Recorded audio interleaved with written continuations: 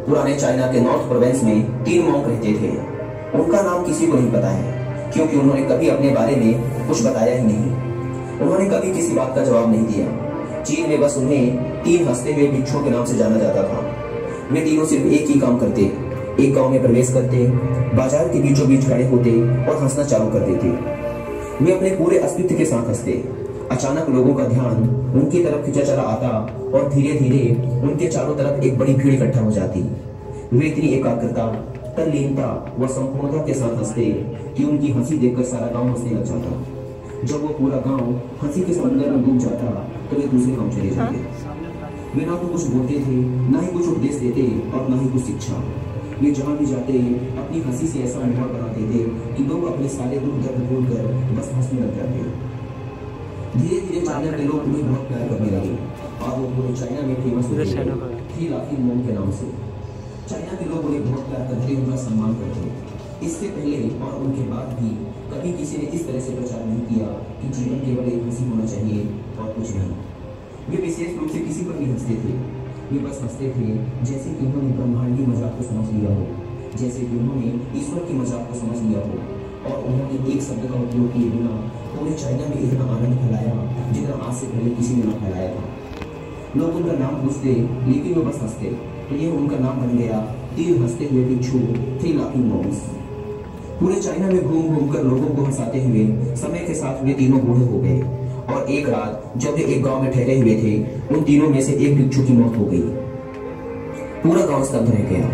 पूरा गांव बहुत ज्यादा उम्मीद कर रहा था, क्योंकि उन्हें लगता था कि जब उनमें से एक की मृत्यु हो गई होगी तो बाकी जो 2 जरूर रोएंगे। यह देखने लायक होगा, क्योंकि किसी ने भी कभी इन लोगों को रोते हुए नहीं देखा था। जब सुबह हुई तो पूरा गांव इकट्ठा हुआ, लेकिन दोनों भिक्षु तीसरे की लाश के पास खड़े जोर जोर से हंस रहे थे। ऐसी हंसी जैसी उन्होंने आज से पहले कभी ना हंसी हो। गांव के कुछ बड़े बुजुर्गों ने उन्हें समझाने की कोशिश की कि यह आपका साथी था और इसकी मृत्यु पर आपको हंसना नहीं चाहिए। तब उस दिन पहली बार उन भिक्षुओं ने लोगों से बात की और कहा, हम हंस रहे हैं क्योंकि यह आदमी जीत गया है। हम हमेशा सोचते थे कि पहले कौन मरेगा, लेकिन इस आदमी ने पहले मरकर हमें हरा दिया। हम अपनी हार व इसकी जीत पर हंस रहे हैं। इसके अलावा यह कई वर्षों तक हमारे साथ रहा। हम एक साथ हंसे, हमने एक दूसरे की मौजूदगी, उपस्थिति का आनंद लिया। उसे अंतिम विदा देने का इससे बेहतर तरीका और क्या हो सकता है। हम केवल हंस सकते हैं। लेकिन पूरा गांव उदास था।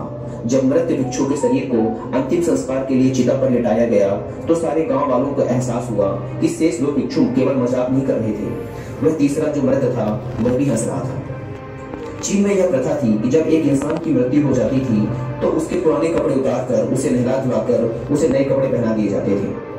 लेकिन मरने से पहले उस भिक्षु ने अपने साथियों से अपने कपड़े न बदलने के लिए कहा था। तीसरे भिक्षु ने कहा था, मुझे स्नान मत करवाना, क्योंकि मैं कभी अशुद्ध हुआ ही नहीं। मेरे जीवन में इतनी हंसी आई कि कोई अशुद्धता जमा ही नहीं हो सकती थी। मैंने कोई धूल जमा नहीं की है। हंसी हमेशा जुआ और ताजा होती है, इसलिए मुझे नहलाकर मेरे कपड़े मत बदलना। जब उस तीसरे भिक्षु के शरीर पे आग लगाई गई तो गांव वालों को पता चला कि उस भिक्षु ने मरने से पहले अपने कपड़ों में कुछ पुराने चीनी पटाखों को छिपा रखा था, जो आग लगने के बाद फटकर आसमान में रंग बिरंगे कलरों में फैल गए। और यह देखकर एक बार पूरा गांव जोर जोर से हंसने लगा। तो इस तरह से वह तीसरा मॉन्क मरने के बाद भी सारे गांव वालों को हंसा गया। और यह देखकर शेष दोनों भिक्षुओं ने कहा, चालाक आदमी, तुम मर चुके हो, लेकिन तुमने हमें एक बार फिर हरा दिया। तुम्हारे द्वारा गांव वालों के चेहरों पर पैदा की गई यह हंसी आखिरी हंसी थी।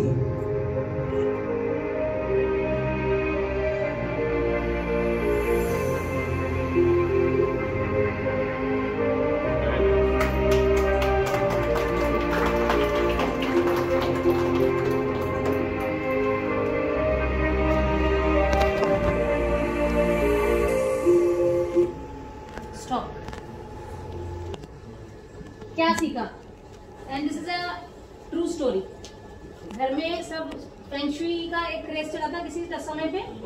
सब लोगों ने अपने घर में ऐसे मोटे मोटे आदमी हंसते लेके लाके अपने घर के दीवार पर रख लिए। कह दिया घर के बाहर रख लो, एंटर करे कोई तो उसकी हंसी नहीं बंद है ना। किसी को नहीं पता था, मुझे भी नहीं पता था जब तक मैंने अभी ये वीडियो नहीं देखी। आज सुबह मैं अपनी तैयारी कर रही थी साउथ की वेडिंग की, तो मैंने एक वीडियो तैयार कर रही थी, मुझे क्या करना, तो मैंने